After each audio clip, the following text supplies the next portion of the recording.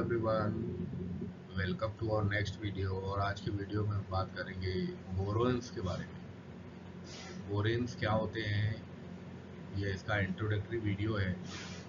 और ये सीरीज में फिर हम बोरेन्स, मेटलोकार्बोरेन्स, मेटल पाई बॉन्ड, इन सब के बारे में चर्चा करेंगे। तो ये सीरीज का फर्स्ट वीडियो है। बोरेन्स के बारे में इसमें हम देखते हैं कि बोरेन्स होते क्या हैं, कितने तरह के होते हैं, और बेसिकली ये किसके बने होते हैं। तो आइए शुरू करते हैं। बोरेन्स को डिस्कस करने से पहले सबसे पहले हमको बोरॉन के बारे में पता करना होगा। बोरॉन होता क्या है? पीरियोडिक टेबल में आप देखेंगे 5वें नंबर का जो एलिमेंट है वो है बोरॉन। तो बेसिकली बोरॉन है क्या, मेटल है या नॉन मेटल है? तो जब आप बोरॉन को देखते हैं तो बोरॉन आपको दिखाई देता है मेटेलॉइड के तौर पे। बोरॉन में मेटल की प्रॉपर्टी भी है और नॉन मेटल की भी प्रॉपर्टी है। इस हिसाब से जो बोरॉन है वो अर्थ पर ओर्स में मिलता है। और बोरॉन का जो नेचुरली मिलने वाला प्लेस है वो है बोरेक्स। बोरेक्स के फॉर्म में बोरॉन हमको मिलता है। और इसके जो ओर्स हैं उसमें होता है कोलेमनाइट और यूरेक्साइट। ये इसके ओर हैं जिसके अंदर हमको बोरॉन मिलता है। अब यहाँ पे ध्यान देने वाली चीज है कि ओर क्या होते हैं। ओर सॉइल में मिलने वाली ऐसी रॉक्स होती हैं जिसके अंदर हमको मेटल मिलता है। तो बेसिकली मेटल जो होते हैं ओर में होते हैं। मिनरल जो होते हैं वो सब कुछ कंटेन किए होते हैं। उनके अंदर ओर भी होंगे, मतलब मेटल भी होंगे, नॉन मेटल भी होंगे, सबका मिला जुला फॉर्म होगा, वो मिनरल होगा। मिनरल के अंदर ओर होता है, ओर के अंदर मिनरल नहीं। मिनरल के अंदर यानी सारे मिनरल ओर हो सकते हैं पर सारे ओर मिनरल नहीं हो सकते, हम ये बोल सकते हैं। तो ओर्स और मिनरल्स में ये डिफरेंस है। तो बोरॉन जो है ये है मेटेलॉइड। अगर आप मेटेलॉइड की बात करें तो पीरियोडिक टेबल में कुछ ही गिने चुने एलिमेंट्स हैं जो मेटेलॉइड का काम करते हैं, जिसमें एक सबसे पॉपुलर एलिमेंट है सिलिकॉन। सिलिकॉन और जर्मेनियम दो ऐसे एलिमेंट हैं जिनका उपयोग सेमीकंडक्टर में भी होता है, क्योंकि ये मेटेलॉइड के जैसा काम कर रहे हैं। ये मेटल नॉन मेटल दोनों के जैसा बिहेव कर रहे हैं, इसलिए सेमीकंडक्टर हैं। यानी कभी ये इलेक्ट्रिसिटी फ्लो करते हैं, कभी नहीं करते हैं। तो ये दो एलिमेंट ऐसे हैं जो सेमीकंडक्टर में पीएन जंक्शन में आपको देखने को मिलेंगे। तो ये अलग बात हो गई। लेकिन अगर मैं आपको बताऊं कि मेटोलाइट पीरियोडिक टेबल में कौन कौन है, तो आप देखोगे, आप पीरियोडिक टेबल उठाओ तो उसमें देखो boron, silicon, germanium, arsenic, antimony, tellurium, polonium, ये सारे एलिमेंट जो हैं, 7 एलिमेंट जो हैं, ये सारे 7 एलिमेंट पूरे पीरियोडिक टेबल में ये 7 एलिमेंट ही हैं जो कि मेटेलॉइड का काम करते हैं, जो कि मेटेलॉइड होते हैं। तो बोरॉन उनमें से एक है। तो बोरॉन की एक पूरी फैमिली है। आज हम इसके बारे में डिस्कस करेंगे, बोरेन्स के बारे में। तो बोरेन्स बेसिकली है क्या? बोरेन्स की अगर डेफिनेशन हमको देनी होगी तो हम क्या देंगे? बोरेन्स जो है बोरॉन और हाइड्रोजन का मिक्सचर है, यानी एक ऐसा केमिकल कंपाउंड जिसके अंदर बोरॉन और हाइड्रोजन होता है, बोरेन कहलाता है। इस तरह से आप बोरेन की डेफिनेशन दे सकते हैं। तो बोरेट मिनरल जो होते हैं वो ट्राइगोनल BO3 और टेट्राहीड्रल BO4 यूनिट रखते हैं। यानी बोरेट के अंदर या तो ट्राइगोनल BO3 मिलेगा या फिर टेट्राहेड्रल BO4 यूनिट मिलेंगी। अब ये ट्राइगोनल टेट्राहेड्रल क्या है? तो जब VS EPR थ्योरी देखते हो, आप valence shell electron pair repulsion theory देखते हो, तो वहां पे हाइब्रिडाइजेशन के बारे में चर्चा होती है।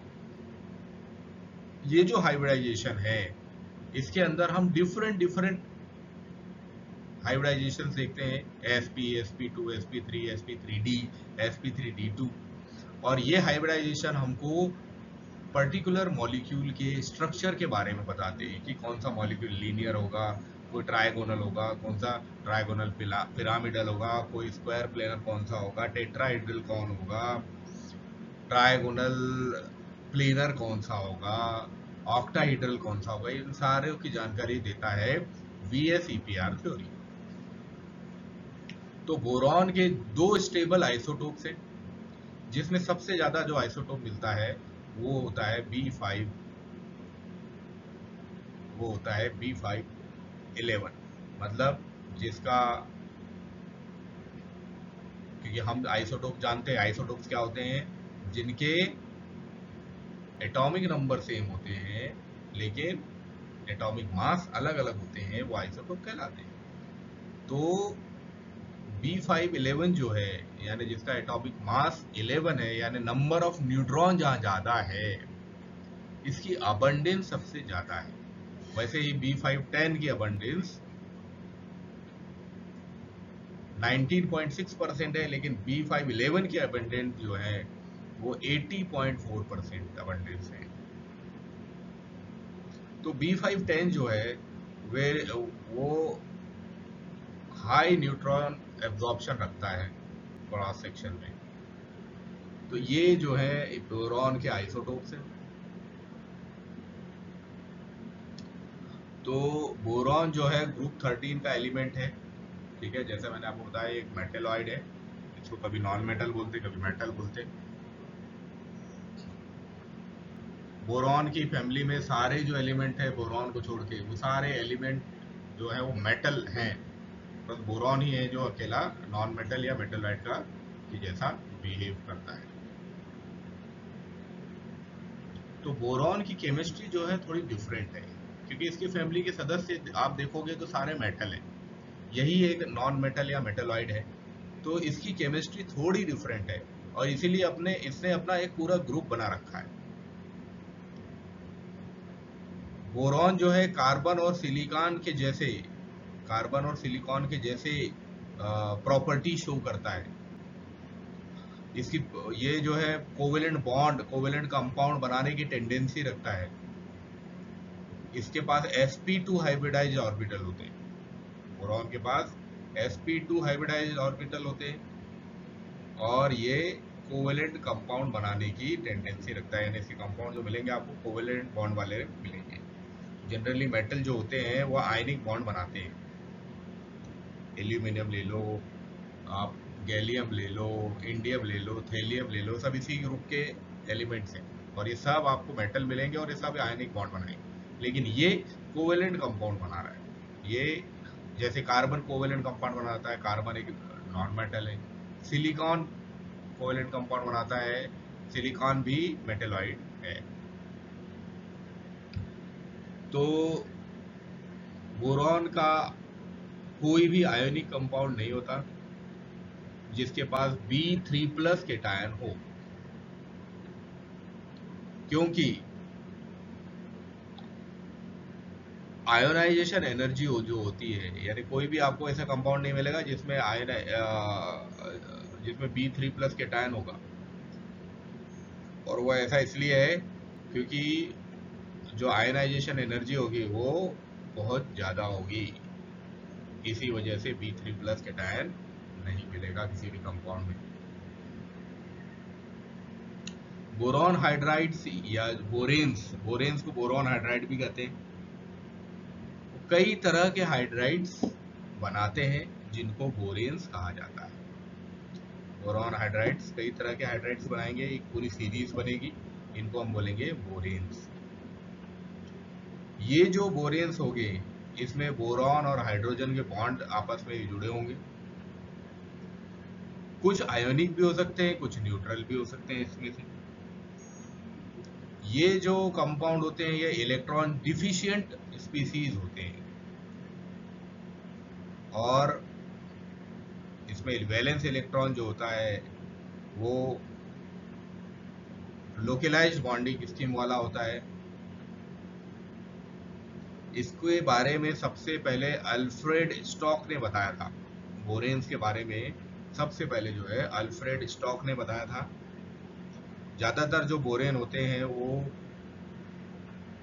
B2H6, B2H6, B4H10, B9H15, B10H14, B20H16 ज़्यादातर बोरेन हमको दिखाई देते हैं, सुनने में आते हैं।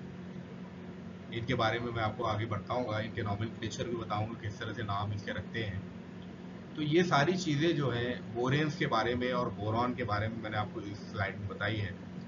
बड़ी इंपॉर्टेंट है, जब भी आपको बोरेन एग्जाम में पूछा जाए आपको बोरॉन के बारे में जरूर बताना पड़ेगा। अब हम नॉमेनक्लेचर देख लेते हैं। कुछ कंपाउंड के नाम मैंने अभी आपको बताए, उन कंपाउंड्स के नाम कैसे लिखेंगे उसके बारे में हम चर्चा कर लेंगे। तो बोरेन का जो नॉमेनक्लेचर है बड़ा ही सिंपल है। जैसे कि पहले आपको बताया गया है कि बोरेन जो होते हैं वो न्यूट्रल और आयोनिक स्पीसीज होते हैं। तो न्यूट्रल बोरेन्स के बारे में सबसे पहले पढ़ लेते हैं। न्यूट्रल बोरेन में जो प्रीफिक्स रहेगा वो डाई ट्राई के रूप में रहेगा। तो जब भी न्यूट्रल बोरेन आपको दिखाई दे सबसे पहले प्रीफिक्स आपको लगा देना है डाई। अगर 2 है तो डाई, अगर 3 है तो ट्राई, 4 है तो टेट्रा, इस तरह से। तो ये जो है ये डाई ट्राई टेट्रा जो हम लगाएंगे ये इंडिकेट करेगा कितने बोरॉन एटम उसके अंदर जुड़े हुए हैं। 2 बोरॉन है तो डाई, 3 है तो ट्राई, 4 है तो टेट्रा। ऐसे अगर नंबर ऑफ हाइड्रोजन एटम को बताना है तो उसको अरेबिक नंबर के रूप में हम शो करेंगे, जो कि आखिरी में हमको ब्रैकेट में दिखाना पड़ेगा। जैसे एग्जांपल के तौर पे इन कंपाउंड्स को आप देखें। इन कंपाउंड में सबसे पहले हम देखते हैं BH3। अब BH3 में बोरॉन एक ही है तो हम इसको बोलेंगे बोरेन्स, बोरेन्स। और हाइड्रोजन का नंबर यहाँ ब्रैकेट के अंदर लिख दिया 3। ऐसे ही B2H6 को हम बोलेंगे डाई बोरेन्स और हाइड्रोजन का नंबर लिख दिया ब्रैकेट के अंदर 6। इस तरह से हाइड्रोजन के नंबर को अरेबिक नंबर के रूप में हम लिख सकते हैं। इसके अलावा B3H7 इसको हम बोलेंगे ट्राई बोरेन्स, ब्रैकेट में लिख दिया 7। B4H10 इसको बोलेंगे टेट्रा बोरेन, ब्रैकेट में लिख दिया 10। B5H9 पेंटा बोरेन, ब्रैकेट में लिख दिया 9। B5H11 ये भी पेंटा बोरेन कहलाएगा, ब्रैकेट में लिख दिया 11। ब्रैकेट का जो नंबर है हाइड्रोजन का वो बस चेंज हो रहा है। B6H10 हेक्सा बोरेन, ब्रैकेट में लिख दिया 10 हाइड्रोजन का number. B10H14 Deka borane, bracket में लिख दिया 14। B10H16 डेका बोरेन, अब ब्रैकेट में क्या आएगा 16, क्योंकि हाइड्रोजन कितने हैं 16। B20H16 इकोसा बोरेन, ब्रैकेट में आ जाएगा 16। इस तरह से न्यूट्रल बोरेन्स का जो न्यूट्रल है जिस पर कोई चार्ज नहीं है, न्यूट्रल बोरेन्स का हम नॉमेनक्लेचर कर सकते हैं। अब अगला आता है, अच्छा इन बोरेन्स में एक चीज और ध्यान रखना पड़ेगा कि इनके नाम जो है मॉलिक्यूलर फॉर्मूले के आधार पर लिखे गए हैं। इनके स्ट्रक्चर के नाम पे आधार पर इनके नाम नहीं लिखे। इनका नाम कैसे लिखा है, इनके मॉलिक्यूलर फॉर्मूले के आधार पर इनके नाम लिखे। अब अगला जो आता है वो आता है एनायनिक बोरेन्स। अभी हमने न्यूट्रल बोरेन्स के नाम देख लिए, अब एनायनिक बोरेन्स के नाम देख लेते हैं। तो जनरली एनायनिक बोरेन्स के नाम में नाम के लास्ट में 8 लगा दिया जाता है, और हाइड्रोजन और बोरॉन का जो एटम्स होते हैं वो उसके चार्ज के आधार पर उनको नंबर दिया जाता है। जैसे अब यहाँ पे कंपाउंड है Na B2H7, तो इसका नाम रहेगा सोडियम हेप्टाहाइड्रो, यानी 7 हाइड्रोजन है तो हेप्टा हाइड्रो, 2 बोरॉन है तो di borate, sodium heptahydro di borate 1। ठीक है, यानी इसकी वैलेंसी है 1 माइनस, इसके ऊपर वैलेंसी है 1 माइनस, तो उसको शो करेंगे 1 माइनस। ऐसे एनायनिक बोरेन है। अगला देखो Na2B2C6H5। अब यहाँ पे फिनाइल ग्रुप लग गया है C6H5, तो हम इसका नाम क्या लिखेंगे? Sodium hexa phenyl. फिनाइल कितने? 6 है, तो sodium hexa phenyl diborate, 2 boron है तो डाइबोरेट 2 माइनस। अगला देखो CaB3H8, calcium octa hydro triborate, 3 boron है, हाइड्रोजन 8 है, calcium octa hydro triborate 1 minus. Na2B10Cl10, इसका नाम क्या हो जाएगा? Sodium deca chloro decaborate 2 minus, sodium deca chloro decaborate 2 minus. Na2B10H10, क्या हो जाएगा इसका नाम? Sodium deca hydro decaborate 2 minus. ऐसे ही Na B10H9NH3, सोडियम अमाइन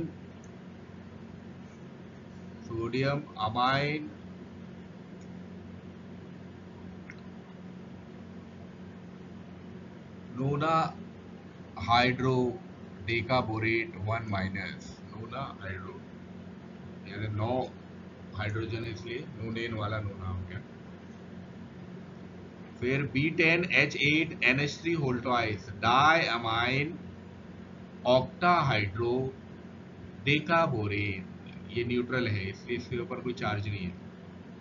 अगला है B10H7NH3 होल थ्राइस, इसके ऊपर केटायन आ गया, पॉजिटिव चार्ज आ गया, तो यहाँ लिखेंगे ट्राइमाइन हेप्टा हाइड्रो डेकाबोरोन 1 प्लस आयन। ऐसा ही ये आ गया दूसरा, जिसके पास COOH ग्रुप है, हम इसको लेंगे di carboxy octa hydro decaborate 2 minus ion. तो जहां आप देख रहे हो, जहां पे या तो प्लस प्लस चार्ज है मतलब केटायन है, या जो न्यूट्रल है वहां पे सिंपल बोरेट नहीं लिख रहे हैं, वहां बोरॉन लिख रहे हैं। लेकिन जहां पे भी माइनस चार्ज है वहां बोरेट यूज हो रहा है, तो ये निशानी है एनॉयनिक बोरेन्स की। जहां 8 लग गया मतलब वो नेगेटिव आयन उसके ऊपर है। तो ये वाला जो कंपाउंड है इसका नाम हो गया di carboxy octa hydro decaborate 2 minus ion. ऐसे ही Na2B4H7, इसको बोलेंगे sodium hepta oxo tetraborate, sodium hexa hepta oxo tetraborate 2 minus, या सोडियम टेट्राबोरेट भी इसको बोलेंगे। तो इस तरह से एनायनिक बोरेट्स पे नॉमेनक्लेचर किए जा सकते हैं। अगर हम क्लासिफिकेशन की बात करें तो बोरेन्स जो होते हैं या हायर बोरेन जो होते हैं या बोरेन क्लस्टर जो होते हैं वो डेल्टाहीड्रल स्ट्रक्चर दिखाते हैं। डेल्टाहीड्रल स्ट्रक्चर का मतलब पॉलीहीड्रल स्ट्रक्चर, मतलब जैसे आपने देखा होगा ऑक्टाहीड्रल होता है, मतलब उसमें 8 फेस होते हैं, तो डेल्टाहीड्रल में उससे भी कहीं ज़्यादा फेस आपको दिखाई देंगे। और ये जो कॉम्प्लेक्स होते हैं इसमें 3C2E बॉन्डिंग होती है, यानी 3 सेंटर 2 इलेक्ट्रॉन बॉन्डिंग आपको दिखाई देगी। तो ये 3C2E बॉन्डिंग है क्या बेसिकली? तो ये 3C2E बॉन्डिंग अगर आप इन स्ट्रक्चर को देखेंगे तो ये जो स्ट्रक्चर है ये कहलाते हैं डेल्टाहीड्रल स्ट्रक्चर। ये तीनों ही स्ट्रक्चर डेल्टाहीड्रल स्ट्रक्चर है।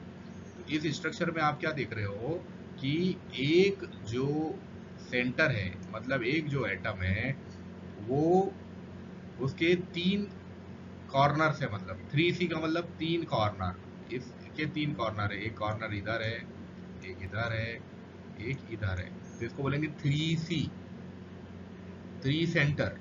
और ये क्या कर रहा है? 2 इलेक्ट्रॉन शेयर कर रहा है। ये अपने कॉर्नर तो 3 है पर शेयर सिर्फ 2 इलेक्ट्रॉन कर रहा है, मतलब इसके पास इलेक्ट्रॉनों की है कमी। 3 कॉर्नर है तो 3 इलेक्ट्रॉन शेयर करने चाहिए ना इसको, पर ये शेयर कितने कर रहा है? सिर्फ 2 ही कर रहा है। इसका मतलब ये कंपाउंड क्या कहते होते हैं? ये कंपाउंड इलेक्ट्रॉन डिफिशिएंट कंपाउंड होते हैं, इसलिए इनको बोलते हैं, इनके अंदर जो बॉन्ड होता है उस बॉन्ड को बोलते हैं 3C2E bond, 3 centre 2 electron bond. तो ये टर्म इसके अंदर यूज की जाती है। एक डेल्टाहेड्रॉन जो होता है वो पॉलीहेड्रॉन हो सकता है जिसके अंदर ट्रायंगुलर फेसेस हो सकते हैं, जैसे ऑक्टाहेड्रॉन के अंदर होते हैं। तो एक जो डेल्टाहेड्रॉन होगा वो पॉलीहेड्रॉन हो सकता है।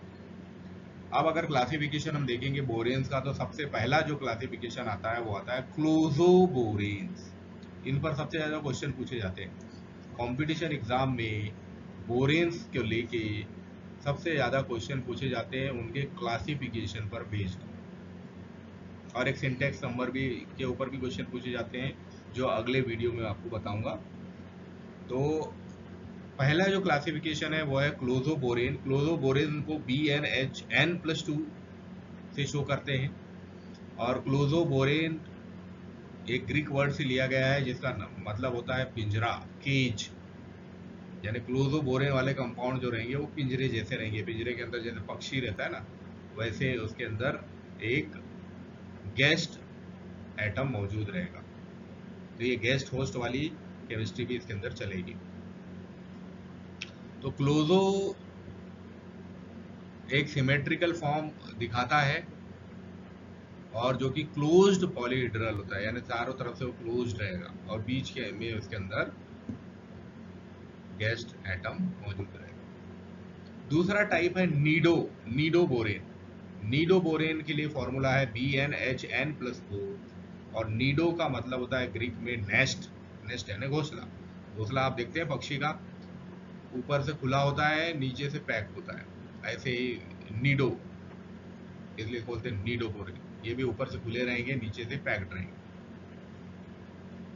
तो इसका जो एक वर्टेक्स रहता है वो रिमूव हो जाता है, इसलिए ऊपर से खुला दिखेगा। पॉली जैसे रेगुलर पॉलीहेड्रल में सारा पैक रहेगा, लेकिन इसमें से वर्टेक्स जो रहेगा इसका वो रिमूव हो जाता है। तो यहाँ पे जो कॉर्नर पॉलीहेड्रॉन रहेगा वो N+1 वाला कॉर्नर पॉलीहेड्रॉन रहेगा। फिर आता है आर्केनो। आर्केनोबोरेन्स जो होते हैं इनको BnHn+6 से शो करेंगे। अब BnHn+2 का मतलब क्या है कि मान लो B की वैल्यू, B में हमने लिख दिया, मान लो B है 2, B2, और H हो गया 4, B2H4। इसका मतलब क्या हुआ, ये कहलाया क्लोजोबोरेन। ठीक है। अगर हमने लिखा B2H6, तब ये क्या कहलाया, तब ये कहलाया नीडोबोरेन। और अगर हमने लिखा B2H8, तब ये कहलाया आर्केनोबोरेन। तो इस तरह से हम बोरेन्स को बता सकते हैं। अभी इस वाले में देखो क्या हो रहा है, N की वैल्यू क्या है, 2 है, BnH2Hn+2, N की वैल्यू 2 है, 2+2 हो गया, तो इसलिए हमने यहाँ लिख दिया 4H क्लो। यहाँ पे N की वैल्यू क्या है, 2 है, 2+4 ये हो गया 6। वैसे ही यहाँ 2+6 ये हो गया।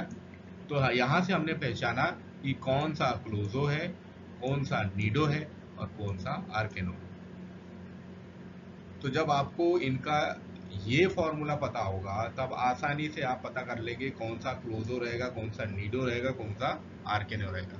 तो क्लोजो में BnHn+2, नीडो में BnHn+4, और आर्केनो में BnHn+6। अभी और भी टाइप्स हैं इसके, पर अभी ये 3 टाइप्स को अच्छे से समझ लीजिए, और दूसरे टाइप्स भी अभी बताऊंगा मैं। तो ये इस तरह से हम इनके कंपाउंड्स को समझ सकते हैं।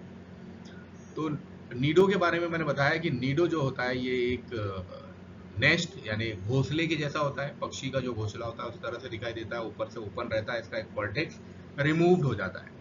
आर्केनो जो होते हैं, आर्केनो का मतलब है स्पाइडर वेब, यानी जो हमारी मकड़ी होती है, मकड़ी का जो जाला होता है कैसा एक साइड से ही रहता है, और जाले में कोई भी कीड़े उसमें फंस जाते हैं और मकड़ियाँ मस्त उसको खाती हैं। तो आर्केनो जो होते हैं BnHn+6, ये बेसिकली स्पाइडर वेब के जैसे दिखाई देते हैं, यानी दोनों तरफ से ओपन।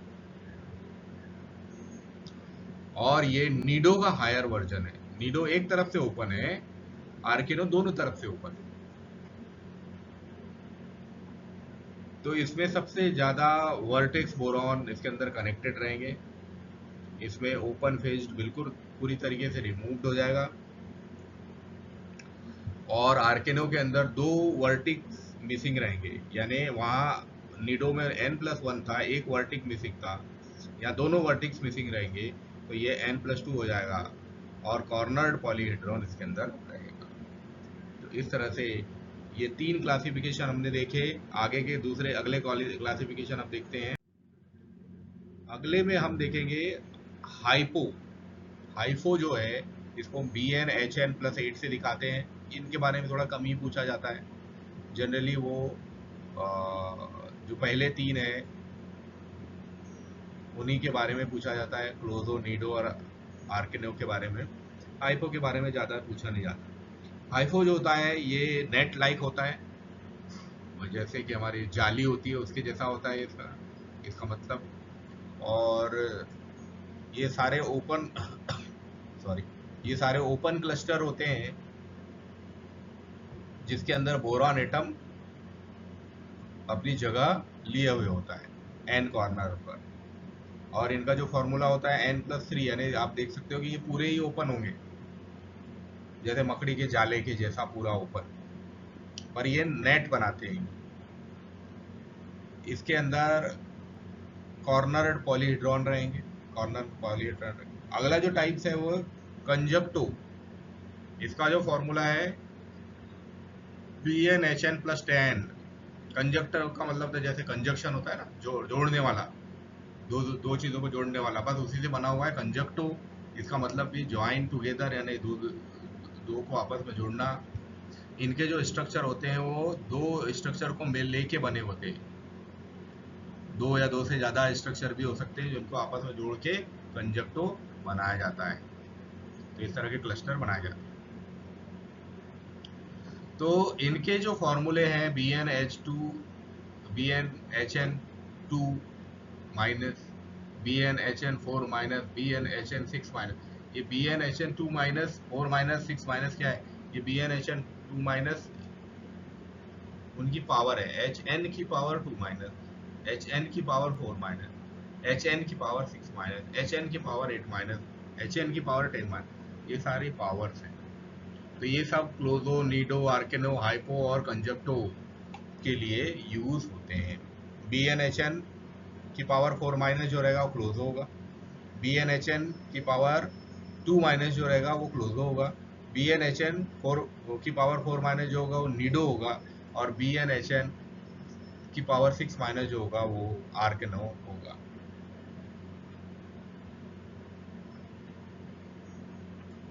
तो ये जो है नंबर ऑफ H+ आयन से सब्सट्रैक्ट होते हैं, घटाए जाते हैं फॉर्मूले में, और इस हिसाब से नंबर ऑफ बोरॉन और हाइड्रोजन एटम इक्वल हो जाते हैं।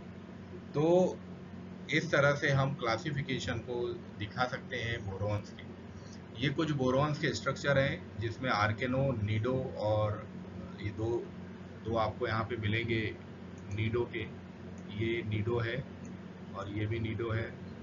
ये B6H10 है, ये B5H9 है। नीडो का स्ट्रक्चर देखें, और ये है आर्केनो का स्ट्रक्चर। तो आप देख सकते हो कि नीडो जो है वो एक ही तरफ से ओपन है, एक ही तरफ से ओपन है, जबकि आर्केनो दोनों तरफ से ओपन है।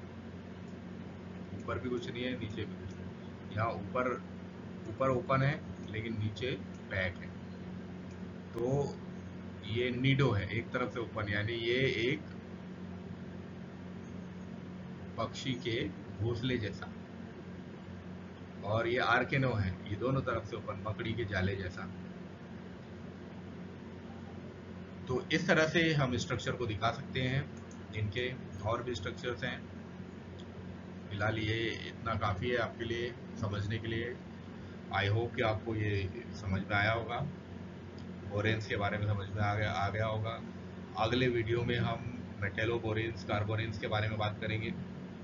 तब तक के लिए tata bye bye, thank you very much for watching this.